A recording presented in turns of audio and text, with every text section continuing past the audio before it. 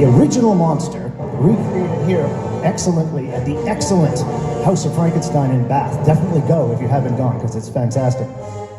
Was described as an 8-foot creature with yellow skin, scarcely covering the work of muscles and arteries beneath, and hair of a lustrous black. Lovely. Universal, on the other hand, decided to go a different route, and after many design concepts and experiments, came up with the flat-headed, bolt-necked, forehead-scarred version that they used, which was created by makeup genius Jack Pierce, whose work we also saw here a few years ago in White Zombie. His work and design continued throughout the series and kind of became the standard that many of us still hold to have the monster, even when it was played by people like Glenn Strange in Ghost of Frankenstein.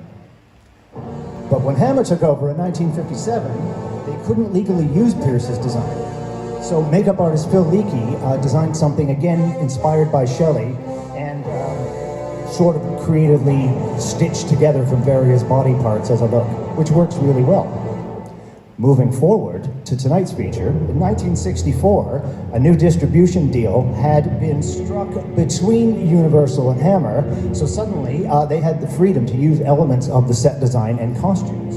And as a result, Roy Ashton created something a bit flat-headed and more recognizable as a Universal kind of vibe. It was worn by Kiwi Kingston, a 6'5" wrestler from New Zealand, and works really well. From Frankenstein Created Woman in 1967, they tried something a little different. As with 1969's Frankenstein Must Be Destroyed, when there was more of a humanist take on Freddie Jones's version of the creature. But things went somewhat traditional the following year in Frankenstein, The Horror of Frankenstein, featuring this handsome devil, David Prowse, in Tom Smith's pale yet retro design, directed by normal Hammer screenwriter Jimmy Sangster. David Prowse, when he wasn't the Green Cross man, returned, but unrecognizably so, in the last Hammer entry into the Frankenstein series to this point, Frankenstein and the Monster from Hell, starring your friend and mine, Madeline Smith, and makeup by Eddie Knight, who had done Freddie Jones's from 2 years previous.